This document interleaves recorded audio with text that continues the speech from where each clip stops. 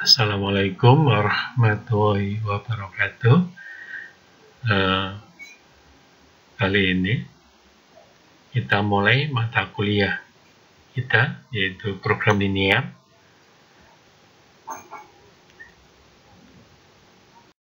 Linear awalnya program linear itu diartikan atau bermakna perencanaan. Nah, kalau sekarang program ya program itu ya. Kalau yang dulu ini adalah perencanaan. Kemudian linear itu maknanya adalah bahwa semua fungsi di model matematikanya adalah bentuknya linear. Ini sederhananya seperti itu. Kalau kita gabung nanti jadi seperti ini, yaitu program linear adalah rencana kegiatan-kegiatan yang akan diperoleh, jadi perencanaan kegiatan-kegiatan, sehingga tujuannya adalah diperoleh hasil yang optimal. Jadi merencanakan kegiatan sehingga diperoleh hasil yang optimal. Dengan semua fungsi yang berkaitan atau yang ada di sana, tentunya adalah linear. Ini gambaran paling sederhana seperti ini. Kecembungan atau konveksiti. Fungsi fx definisinya untuk fungsi cembung, yaitu untuk setiap x, f lambda x2 plus 1 min lambda x1 itu kurang dari atau sama dengan lambda fx2, ini lambdanya keluar, plus 1 min lambda fx1, ini 1 min lambda juga keluar. Untuk setiap lambda yang nilainya 0 sampai dengan 1. Oke. Untuk fungsi cekung tinggal relasinya diubah arahnya dari kurang dari sama dengan menjadi lebih dari sama dengan. Oke, untuk mempermudah pengertiannya kita lihat gambaran geometrisnya. Di sini ada garis merah yaitu sumbu X horizontal dan garis oranye yaitu sumbu Z yang vertikal. Kemudian ada fungsi fx yang berwarna biru.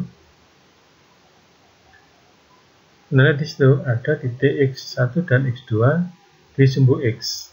Nah, kita lihat definisi fungsi fx yang cembung yaitu lambda x2 plus 1 min lambda x1. Nah, di situ sebenarnya lambda x2 plus 1 min lambda x1 adalah garis yang menghubungkan antara titik x1 dan titik x2. Jadi itu ada geraknya. Titik di antara x1 dan x2 adalah lambda x2 plus 1 min lambda x1. Sebenarnya di definisinya itu. Kemudian di sumbu Z ada fx1 dan fx2. Maka di definisi juga di bawahnya itu lambda fx2 plus 1 min lambda fx1 adalah titik yang menghubungkan antara titik fx1 dan titik fx2. Jadi lambda fx2 plus 1 min lambda fx1 itu adalah nilai-nilai di antara fx1 dan fx2. Oke, jadi ini satunya bergerak di sumbu X, satunya bergerak di sumbu Y. Kita lihat. Di fx sendiri, di grafik fx, itu kita punya titik x1 fx1 dan x2 fx2.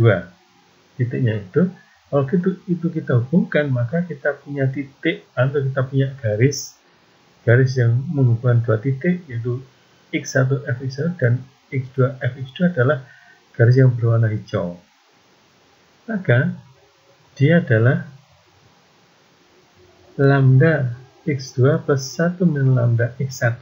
Artinya x-nya gerak dari x1 sampai dengan x2, kemudian lambda fx2 plus 1 min lambda fx1, ini z-nya gerak, yaitu dari fx1 sampai dengan fx2. Ini ruas garis yang linear ini menghubungkan dua titik, yaitu X1 Fx1 dan X2 Fx2 dengan lambda itu nilainya antara 0 sampai dengan 1. Jadi bisa bernilai 0, bisa bernilai 1. Nah, Anda di situ kaitan dengan fungsi cembung itu ya. Jadi ketika Fx, ketika X gerak di di sumbu X, dia bergerak dari X1 menuju X2, maka di sumbu Y itu bergerak Fx1 menuju Fx2, itu gerak juga. Kemudian ada juga pergerakan dari titik di X1 Fx1 menuju titik di X2 Fx2, dia juga gerak juga. Di perubahan X akan mempengaruhi perubahan Fx, akan mempengaruhi perubahan titik yang menghubungkan dua titik pada Fx, yaitu X1 Fx1 dan X2 Fx2. Nah, sehingga kita punya gambaran sederhana yaitu Fx cembung untuk setiap pasangan titik pada grafik Fx, ruas garis yang menghubungkan kedua titik pada Fx tadi itu berada di atas atau tepat pada grafik Fx. Nah, ini adalah gambaran Fx sebagai fungsi cembung. Itu ya. Oke. Selanjutnya, fungsi Fx cembung. Ini kalau ketika Fx-nya turunan keduanya adalah bernilai positif untuk setiap X-nya. Ini definisi efek fungsi cembung. Ini ruas garis yang menghubungkan dua titik. Jadi titiknya ada dimensi n, yaitu X1, X2 sama dengan Xn, dan Y1, Y2 sama dengan Zn. Ini dua titik. Ruas garis yang menghubungkan dua titik ini adalah himpunan titik-titik. Dalam ini titiknya adalah Z1, Z2, dan Zn. Jadi ruas garisnya adalah himpunan titik-titik sebenarnya yang tak berhingga. Dan ruas garis tadi ini ada rumusnya, itu lambda Y1 plus 1 lambda X1 di dimensi yang pertama, yaitu terus kemudian lambda X2 lambda Z2 plus 1 lambda X2 sampai dengan lambda Zn plus 1 lambda Xn dengan lambda nilainya 0 sampai dengan 1. Ini ya, ini ketika dimensi sampai dengan n. Oke, kita lihat Fx1 sampai dengan Xn cembung jika untuk setiap X titik pada grafik Fx1 sampai dengan Xn, ruas garis yang menghubungkan dua titik pada grafik Fx1 sampai dengan Fxn itu berada di atas atau pada grafik Fx1 sampai dengan Xn. Jadi sebenarnya sama saja ya. So, ini ada sebanyak n dimensi. Oke. Selanjutnya kita lihat fungsi cembung ini dapat membentuk himpunan cembung atau convex set. Nah, fungsi cembung ketika membentuk himpunan cembung, maka himpunan cembung itu lokasinya itu di atas atau pada grafiknya, di atasnya, di atas dari Fx, yaitu yang tadi itu yang dia adalah di atas atau pada grafiknya ini. Sedangkan fungsi cekung atau ini dia membentuk himpunan cembung itu di bawah atau pada grafiknya. Jadi kalau fungsi cembung itu di atasnya Fx atau sesuai di fungsinya, kalau yang cekung itu di bawahnya. Itu adalah himpunan cembungnya ada di sana. Nah, ini adalah definisi himpunan cembung. Himpunan cembung adalah himpunan titik-titik sedemikian sehingga untuk setiap ruas garis yang menghubungkan dua anggota, dalam hal ini adalah anggota dalam himpunan tadi, himpunan cembung tadi, maka ruas garis itu berada dalam himpunan cembung itu. Jadi kita punya himpunan cembung, misalkan aja C, maka setiap ruas garis yang menghubungkan dua titik dalam C, maka ruas garis itu juga berada dalam C tadi.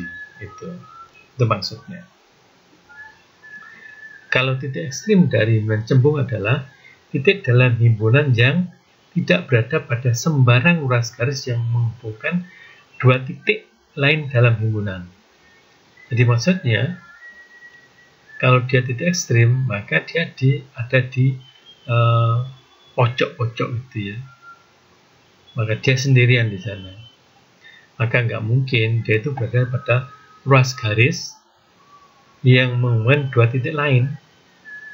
Karena dia tidak mungkin ada di tengah. Dia pasti ada di ujung-ujung gitu ya. Karena dia ada di luar. Dia bukan di luar, dia di batasan. Gitu ya.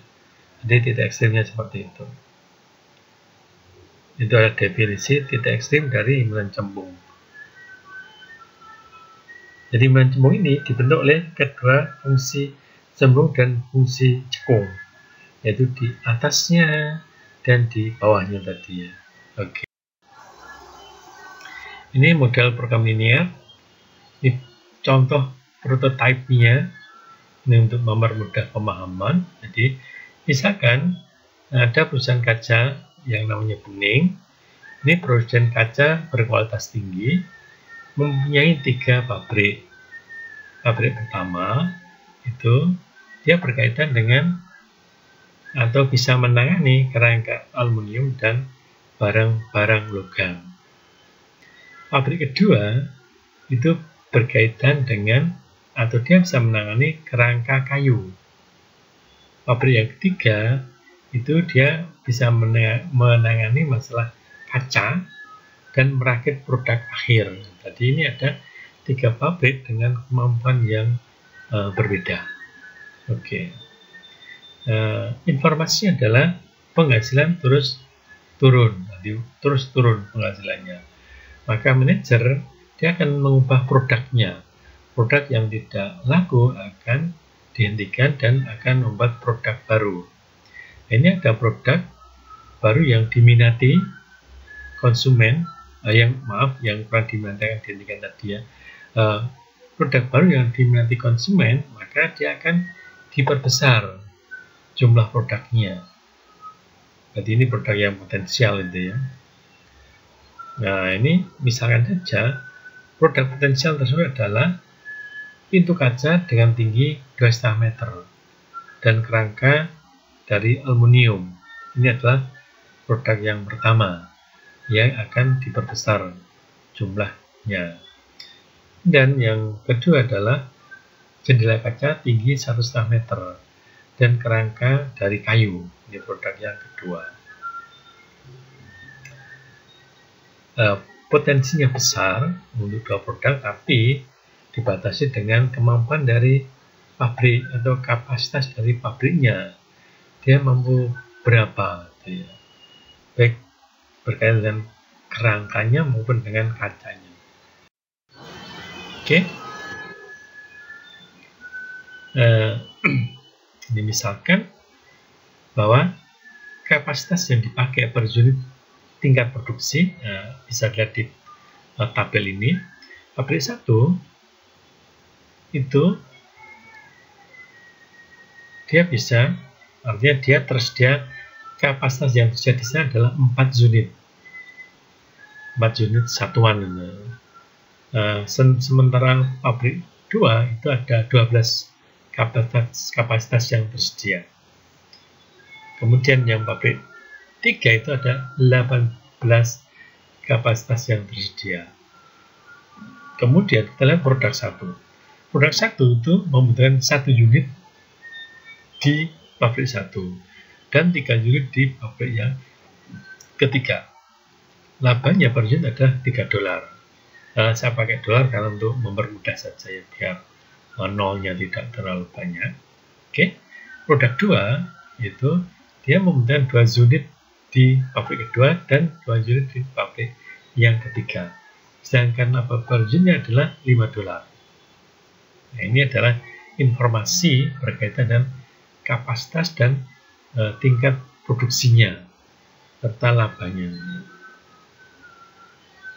Manajer tentu dia ingin menentukan atau ingin mendapatkan laba paling optimal atau laba yang optimal ya, dengan menentukan kira-kira banyak produksinya itu dibuat seberapa banyak, produk satunya itu berapa, produk duanya itu berapa unit yang diproduksi, sehingga diperoleh laba yang optimal.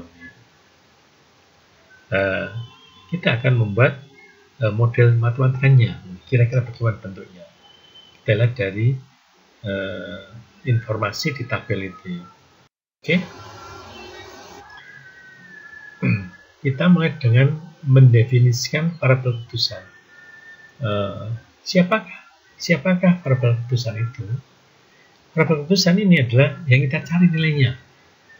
Dan kita dapatkan variabel keputusan, maka kita punya informasi berapa dibuat dan labanya berapa. Nah, ini variabel yang sangat penting. Ya. Maka ini adalah nilai yang akan dicari. Oke. Dalam ini tadi disebutkan akan menentukan laba yang optimal atau ingin mendapatkan laba yang optimal dengan menentukan jumlah produk satu maupun dua yang dibuat. Maka variabel keputusannya adalah X1 adalah jumlah produk satu yang akan dibuat atau jumlah produk satu yang dibuat. X2 nya adalah jumlah produk 2 yang dibuat. Karena kita cuma butuh itu saja, karena hanya ada 2 produk, maka kita akan membutuhkan jumlah produk satunya berapa sih yang dibuat untuk X1. Kalau untuk yang produk 2 adalah X yang 2. Ini adalah variabel keputusan yang akan kita cari nilainya. Jadi nilai dari variabel keputusan adalah penyelesaiannya. Oke. Kemudian setelah kita dapatkan definisi dari variabel keputusan, maka kita buat fungsi tujuan. Ini tujuan operasi. Dan tadi disebutkan bahwa manajer ingin menentukan laba yang optimal, maka ini adalah tujuannya. Tujuan adalah menentukan laba yang optimal. Oke. Dan tadi sudah ada informasi laba untuk setiap produknya. Nah, kita punya ini ya nih. Tadi $3 adalah laba dari produk 1. Sedangkan $5 adalah laba dari produk 2. Maka Z atau laba yang kita cari adalah 3x1, yaitu kalau kita membuat produk 1 berapa, maka kita kalikan dengan labanya berapa. Plus dengan 5x2, yaitu laba dari produk jumlah produk dari X2. Dan ini akan kita maksimumkan karena laba. Oke, setelah itu kita akan menentukan kendala. Kendala adalah batasan pada sistem.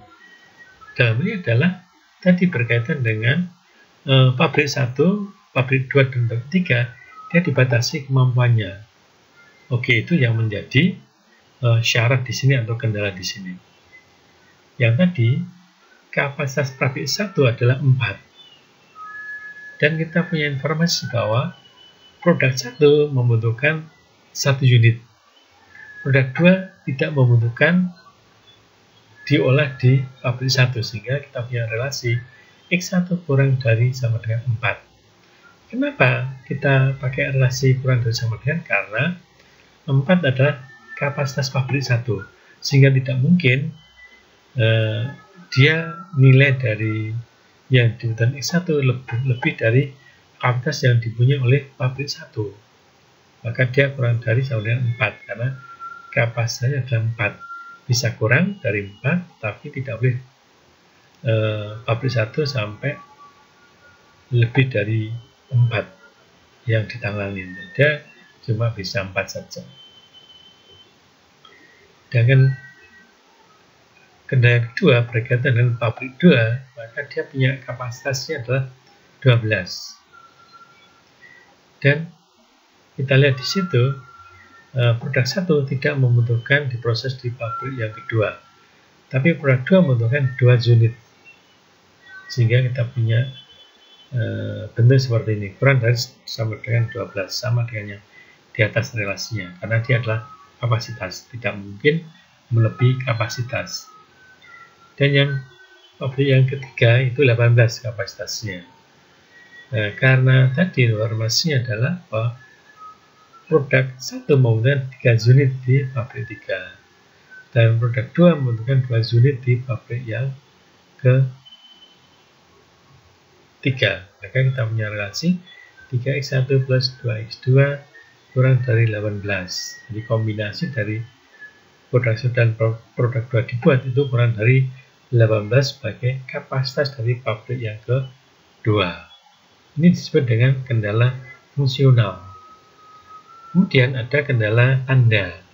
Maka X1 dan X2 harus positif. Kenapa? Karena dia adalah harus positif atau 0. Karena dia adalah jumlah yang diproduksi, bisa bermakna tidak diproduksi maupun bisa bermakna diproduksi 1, 2, dan seterusnya.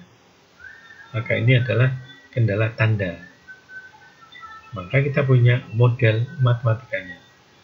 Ini model matematikanya adalah memaksimalkan Z dengan Z adalah 3x1 plus 5x2 dengan syarat x1-nya kurang dari 4, 2x2-nya kurang dari 12, 3x1 plus 2x2 kurang dari 18 dan ditambah dengan kendala tandanya. Ini adalah model matematika kita. Oke. Kita lihat di terminologi secara umum dari familiar dari contoh yang tadi, kita punya ringkasan seperti ini. Di contoh prototipe tadi ada kapasitas produksi, yaitu di 3 pabrik. Maka di masalah secara umum, maka dia adalah sumber daya. Ada M sumber daya. Oke. Jadi ada 3 pabrik, berarti ada M sumber daya yang dia dibatasi. Kemudian tadi adalah produksi barang, itu adalah kegiatannya. Maka di umumnya adalah kegiatannya bisa berbagai macam kegiatan. Oke. Tadi di prototipe ada 2 produk. Maka bisa, kalau di masalah umum bisa saja N produk. Oke.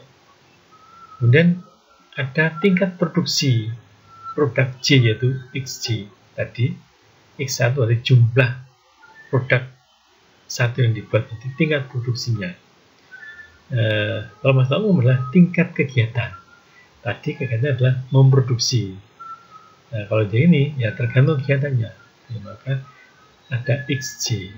Kemudian kalau yang di prototype tadi adalah laba Z, maka di masalah umum bisa saja kinerjanya adalah bisa Z, bisa yang lainnya. Tetapi dalam hal ini kita untuk mempermudah kita gunakan lambang Z. Untuk laba dalam ini adalah ukuran keseluruhan kinerjanya. Oke, ini adalah perumusan model program linear secara umum. Itu kita punya N variabel dan M kendala. Anda lihat, memaksimalkan Z dengan Z C1x1 plus C2x2 sampai dengan Cnxn, jadi ada N variabel. Kemudian dan syarat, nah ini kendalanya, A11x1 plus A12x2 sampai dengan A1nxn kurang dari sama dengan B1. Itu adalah kendalanya. Kendala sama dengan BM, yaitu AM1x1 plus AM2x2 plus sama dengan AMnxn kurang dari sama dengan BM. Ini adalah kendalanya yang harus dipenuhi oleh solusinya. Dan ada kendala tanda yaitu X1, X2 sama dengan Xn adalah positif atau 0. Ini bentuknya secara umum biasanya maksimal, dengan kendalanya telah kurang dari sama dengan. Bentuk yang lain adalah meminimal fungsi tujuan. Bisa juga kendalanya adalah berbentuk lebih dari atau sama dengan, atau juga bisa berbentuk sama dengan. Nah, kadang juga ada kendala yang tidak negatif. Hilang untuk beberapa variabel keputusan. Ini ya. kendala tak negatif. Jadi artinya ada variabel keputusan yang dia tidak bersyarat tidak negatif. Artinya dia 0, jadi dia bisa aja negatif, maksudnya seperti itu ya. Maka XJ ini tak dibatasi dalam tanda, karena dia bisa bernilai negatif, bisa bernilai positif gitu ya. Ini bisa terjadi. Nanti solusinya adalah XJ yang tidak dibatasi kita buat menjadi 2X, yaitu XJ plus dan XJ min. Maka XJ nanti sama dengan XJ plus dikurangi dengan XJ min. Maka XJ plus dan XJ min dia adalah positif atau 0 gitu ya. Karena XJ-nya tidak tahu positif apa negatif, maka kita ganti dengan dua variabel keputusan yang dia bernilai positif atau 0 gitu ya. Oke.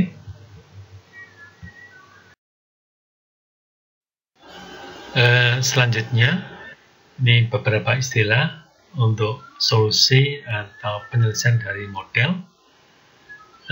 Solusi atau penyelesaian adalah nilai tertentu dari n pasang variabel keputusan, yaitu x1, x2 sama dengan xn yang tadi ya.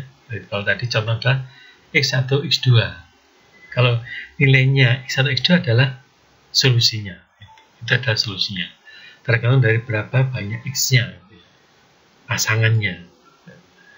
Kalau xn berarti ada dimensinya, ada n dimensi. Oke. Kemudian solusi visible adalah penyelesaian yang layak. Nanti solusi yang memenuhi semua kendala. Ini solusi yang visible yang kita cari nantinya. Kemudian kita punya daerah atau himpunan visible. Bisa daerah, bisa himpunan, yaitu himpunan dari semua solusi yang layak. Jadi ini solusinya adalah nanti bentuknya titik-titik itu ya. Solusi optimal adalah solusi visible yang memberikan nilai terbaik bagi fungsi tujuannya. Optimal bisa maksimal, bisa minimal juga. Titik visible adalah solusi visible karena memang solusinya dalam bentuk titik nanti ya. IJ, BI, JJ dengan I sama dengan 1 sampai dengan M dan J sama dengan 1 sampai dengan N, maka ini adalah parameter. Ini biasanya punya nilai tertentu, konstansa input ya, ini adalah nilainya fix, yaitu A, B, dan C itu nilainya fix. Asumsi dalam program linear salah satu pertama adalah proporsional.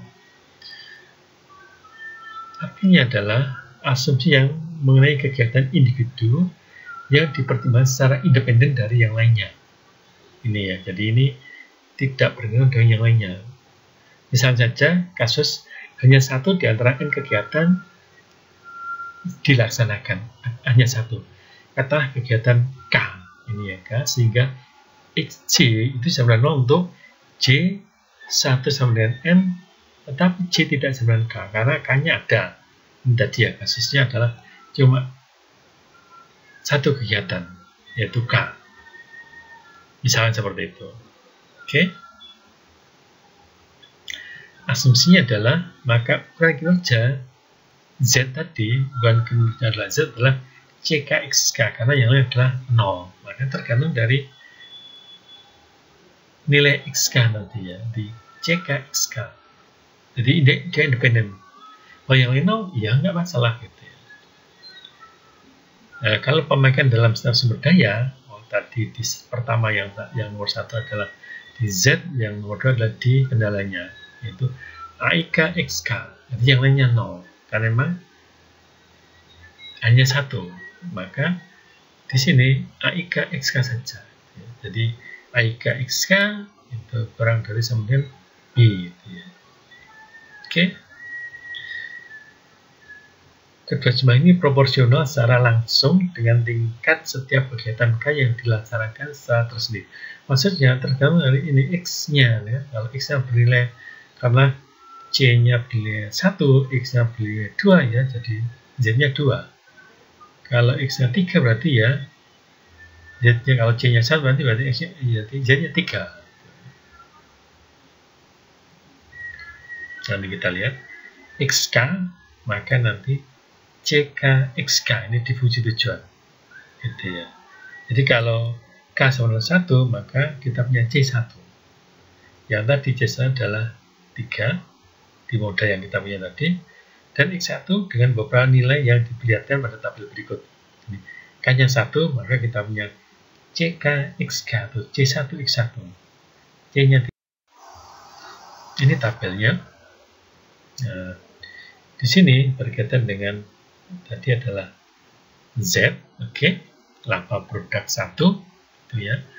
X1 bernilai 0, 1, 2, 3, maka proporsi karena tadi C1, X1 adalah 3X1, maka kalau 0, ya bernilainya adalah 0. Kalau 1, maka 3.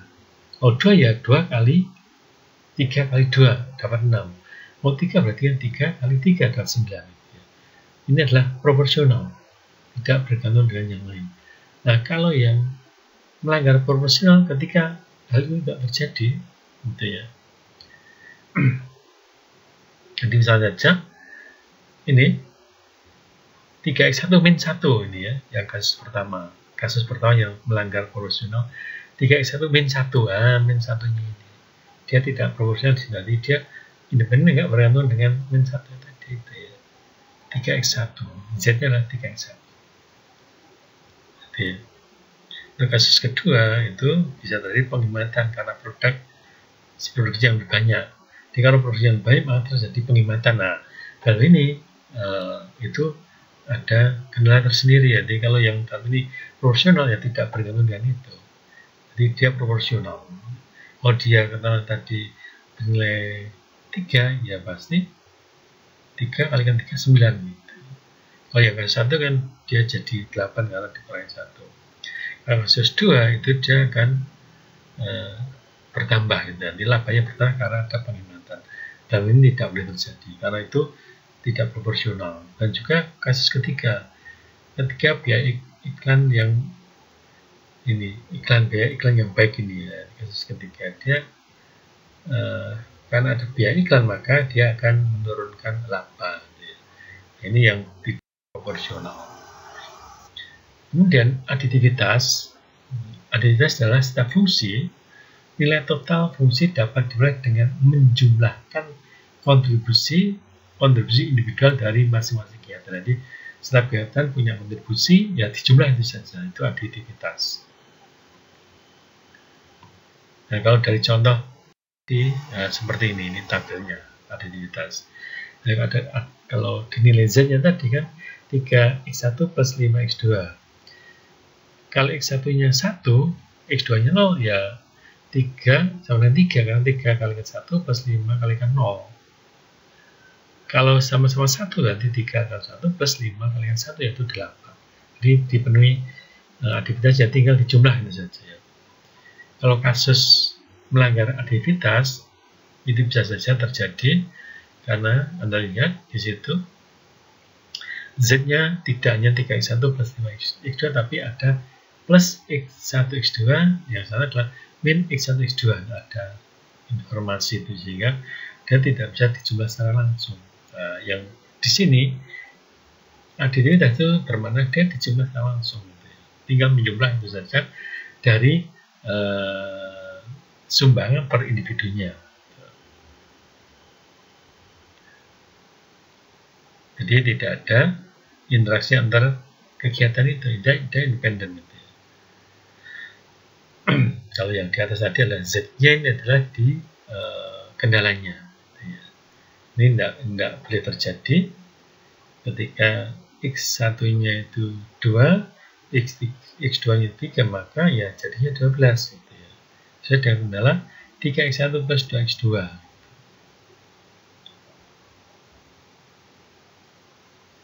Ini kasusnya seperti ini ya. Kalau kasus ketiga adalah 3X1 plus 2X2 plus 0,5X1X2 itu ya. Ada tambahan sehingga tidak langsung dijumlah gitu. Jadi 3x1 plus 2x2 tidak langsung otomatis. Itu yang melanggar asumsi aditivitas dari program linear. Kemudian divisibilitas ini maknanya adalah ini kegiatan dapat dibagi dalam bagian yang kecil. Sehingga variabel keputusan bisa bernilai real. Nah, dalam ini variabel keputusan itu bisa bernilai bilangan real. Jadi bisa tidak bilangan bulat. Ini program linear. Jadi program linear itu variabel keputusannya bisa bernilai bukan bilangan bulat tapi bilangan real. Oke. Itu kan nilainya pecahan itu ya, real. Oke, deterministik itu kepastian. Yang tadi koefisien di fungsi tujuan dan di kendala maupun ruas kanannya juga semuanya adalah sudah pasti atau diketahui. Jadi asumsi mengenai kepastian adalah bahwa semua parameter model nilai-nilai AIC, BI dan CC nilainya adalah diketahui. Oke. Kalau dari contoh tadi adalah A1-1-nya itu 1, A120, A213, A222, A222, kemudian B1-nya 4, B212, B318 ini di ruas kanannya tadi, di kendala. Oke. Ini C-nya. Oke. Ini di program linear. Nah, sekarang kita lihat contoh persoalan program linear yang Anda coba untuk membuat modelnya. Misalnya seperti ini. Di daerah Sumatera ada 3 suku yang saling bekerja sama. Oke. Ini saling bekerja sama 3 sukunya. Ada 3 suku. Perhatikan. Yang saya beri huruf merah. Ini saling bekerja sama untuk apa? Untuk mengelola masing-masing lahan yang ada di daerah masing-masing. Anda lihat di situ. Ada 3 suku saling bekerja sama dan setiap suku punya lahan masing-masing. Oke. Masing-masing suku mempunyai lahan yang terbatas luasnya. Nah, ini berarti terbatas berarti dia adalah batasan atau kendala. Di samping itu, air yang mereka gunakan juga terbatas. Nah, ini juga berkaitan dengan kendala juga. Air. Ada lahan, ada air. Oke. Ketiga suku ingin menanam 3 komoditi yang menguntungkan, yakni kedelai, kacang tanah, dan kacang hijau.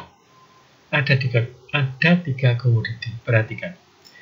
Mereka akan menanam 3 komoditi. Kemudian sukunya ada 3. Oke, perhatikan itu.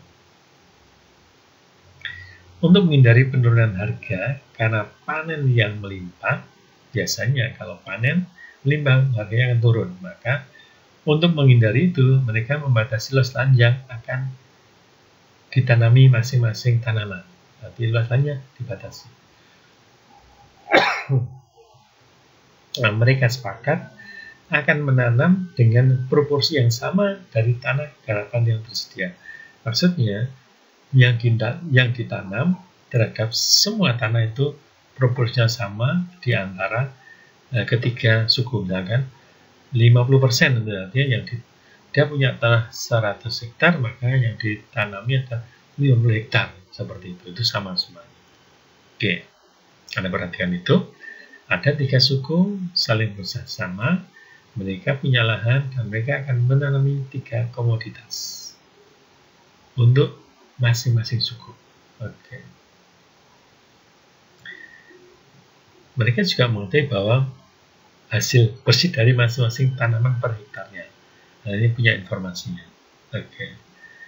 Tujuan ketiga suku adalah mengoptimalkan hasil bersih. Nah, ini tujuan adalah mengoptimalkan hasil bersih. Nah, sudah diketahui di sebelum bahwa mereka tahu hasil bersih dari masing-masing tanaman per hektarnya. Nah, tujuan mereka adalah mengoptimalkan hasil bersih dengan, nah ini perhatikan, mengatur atau menentukan luas lahan yang ditanami ketiga tanaman pada masing-masing suku. Nah, ini perhatikan di situ. Jadi tujuannya apa? Mengoptimalkan hasil bersih. Kalau mengoptimalkan hasil bersih, maka max apa min kira-kira? Itu Anda ingat-ingat. Mengoptimalkan bisa memaksimalkan, bisa meminimalkan. Oke? Kalau hasil bersih, maka kita memaksimalkan atau meminimalkan hasil bersih. Nah, itu adalah tujuannya. Kemudian, tujuannya akan dicapai dengan menentukan luas lahan yang ditanami ketika tanaman pada masing-masing suku. Nah, di sini menentukan luas lahan berarti ini adalah berkaitan dengan variabel keputusannya sebenarnya. Nah, kalau begitu kira-kira Anda lihat, saya ulangi lagi, mengoptimalkan hasil bersih dengan mengatur atau menentukan luas lahan yang ditanami ketiga tanaman pada masing-masing suku. Nah, ini adalah variabel keputusannya yang akan dicari. Kita tentukan berapa luas lahan yang akan ditanami ketiga tanaman pada masing-masing suku. Nah, lihat dari sini, kira-kira berapa variabel keputusannya? Kira-kira berapa variabel keputusannya? Variabel keputusan adalah variabel yang akan dicari nilainya. Nah, adalah di situ menentukan luas lahan berarti dicari nilainya. Makanya adalah variabel keputusan. Luas lahan ketiga tanaman pada masing-masing suku. Ketanamannya ada kedelai, kacang dan kacang hijau, sukunya ada 3 juga. Jadi ada berapa? Kira-kira berapa? Maka Anda bisa menentukan jumlahnya.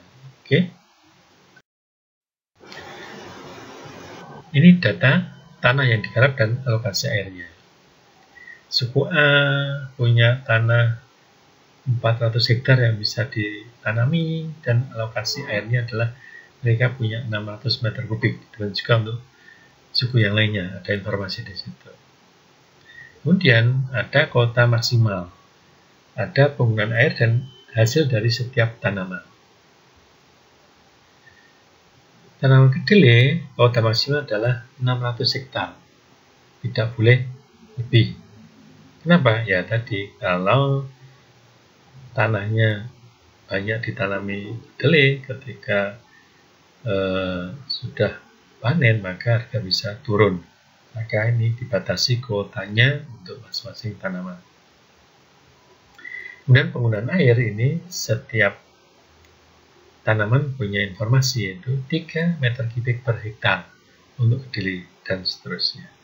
Hasil bersihnya adalah $400 per hektar untuk kedelai dan informasi yang lainnya ada di situ untuk kacang tanah dan kacang hijau.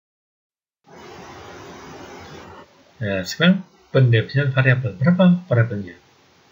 Nah, tadi adalah menentukan jumlah tanaman atau jumlah hektar luas untuk ditanami ketiga tanaman. Ada 3 tanaman, ada 3 suku, berarti ada berapa variabel? Maka informasinya adalah saya akan menanam kacang hijau di suku A.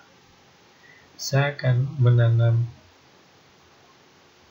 kedelai di suku A. Saya akan menanam kacang tanah di suku A. Jadi di suku A ada 3 informasi. Di suku B juga demikian, dia akan menanam kacang tanah. Sama enggak di suku A dan suku B jumlah kacang tanah yang ditanam luasnya? Pasti berbeda. Jadi ada berapa variabel? Ada 9 variabel. Oke, ini kira-kira. Di suku A ada kedelai, kacang dan kacang hijau. Di suku B juga ada demikian. Nanti ada 9 variabel. Oke. Fungsi tujuan, maka fungsi tujuan adalah tadi tiap hektar tanaman. Maka kedelai ada di suku A, ada di suku B, dan ada di suku C. Maka harga kedelai per hektar tadi dikalikan dengan X1, X2, dan X3. Kemudian kacang tanah juga demikian, dikalikan dengan X4, X5, dan X6. Dan kacang hijau juga dengan X7, X8, dan X9. Maka kita punya bentuk seperti ini fungsi tujuannya. Oke. Untuk mempermudah, sebagai tujuan untuk mempermudah. Setelah punya fungsi tujuan, Kemudian kita ke kendalanya. Oke, ke kendalanya, membuat kendala. Kendala berkaitan dengan jumlah lahannya, berkaitan dengan airnya juga. Berkaitan dengan kuota maksimal dari tanaman. Tadi paling tidak ada 3 jenis, yaitu ada lahan, ada 3 suku kan, berarti ada 3 kendala berkaitan dengan lahan. Dan air juga ada 3 juga, maka 3 suku juga, maka ada 3 juga, berarti ada 6. Kemudian kuota maksimal dari tanaman ada 3, maka kita punya 3 juga. Dan yang terakhir ini kendala berkaitan dengan proporsi. Oke, kita lihat. Ini penentuan kendala. Ini kendala berkaitan dengan suku A, jumlah lahan 400. Maka di suku A dia tanam X1, yaitu apa tadi? X1 tambah ya X1. Jadi tadi kita punya kedelai, jadi X1, X2, kacang tanah dan kacang hijau. Jadi X1, X2, X3 ada di suku A, maka dia kurang dari sama dengan 400. Di suku B juga demikian. Suku C juga demikian. Kan yang tanam tadi kan punya variabel yang berbeda-beda ya. Oke, sekarang itu berkaitan dengan di suku A, suku B, dan suku C untuk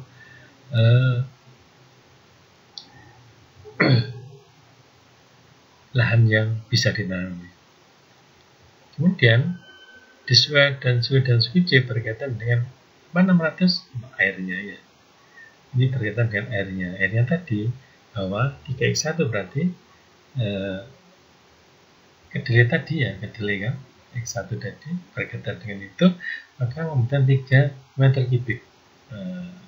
Kalau X4 2 meter kubik, kalau X7 1 meter kubik, maka kita punya seperti itu. Di suku B sama nanti juga 3 juga karena tanamannya sama, X1, X2, X3 tanaman yang sama, maka ada juga 3 X2 plus 2 X berapa? X5 plus X8 kurang dari suku B punya berapa airnya, kapasitas airnya, gitu ya. Ini 800, kemudian juga dengan yang suku C-nya. Kemudian berkaitan dengan tanaman sendiri, kuota maksimal itu 600. Jadi kedelai tadi adalah X1, X2, dan X3 itu kedelainya, maka dia seperti itu relasinya, kurang dari 600. Kemudian ini adalah kacang tanahnya X4, X5, dan X6, dan kacang hijaunya. Ini adalah 9 kendala. Masih ada lagi berkaitan dengan proporsinya. Oke. Ini kendala yang tandanya. Oke. Sekarang dengan proporsinya, proporsi pemakanan yang sama maksudnya adalah yang ditanami terhadap semua lahan itu sama untuk tiap suku. Nah, kita lihat. Nah, itu di suku A dia punya lahan 400, suku B dia punya lahan 600. Di suku A dia nanam X1 itu kedelai, X4 itu kacang tanah, X7 itu kacang hijau. Maka yang ditanam itu X1 plus X2 plus X4 dibagi dengan 400, jumlah lainnya akan sama dengan X2 yaitu kedelai, X5 itu kacang tanah, dan X8 itu kacang hijau di suku B. Terus kemudian dibagi dengan 600, itu yang ditanam dibagi dengan lahannya yang tersedia itu sama untuk suku A, suku B, dan suku C. Maka kita punya relasi seperti ini. Ini relasi untuk A dan B, B dan C, dan berikutnya adalah C dan A. Maka kita nanti punya yang 3 kan, 3 kita punya 3 juga kendala. Anda lihat di situ, di ruas kanan ada parabol keputusan, di ruas kiri ada parabol keputusan. Maka yang di ruas kanan kita bawa ke ruas kiri parabol keputusan, karena di program linear parabol keputusan cuma ada di ruas kiri. Yang ruas kanan adalah konstanta. Oke.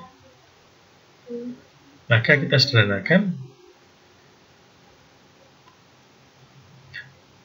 bentuk di atas, kita punya seperti ini nanti kira-kira. Ini adalah 3 kendala berkaitan dengan proporsi untuk semua suku.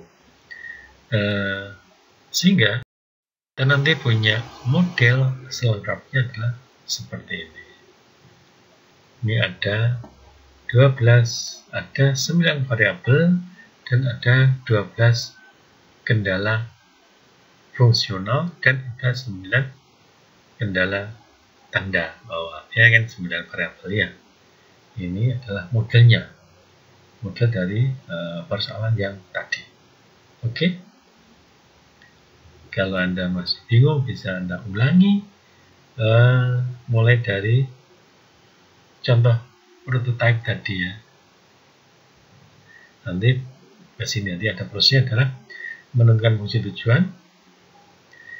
Sebelumnya berarti kita mendefinisikan variabel keputusan, kemudian dari situ agar mudah maka kita fungsi tujuannya kita tentukan. Oke.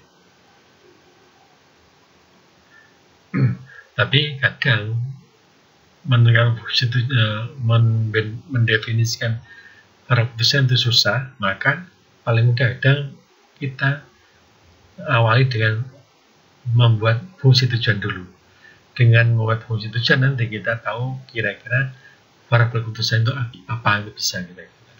Seperti ini Anda lihat di situ.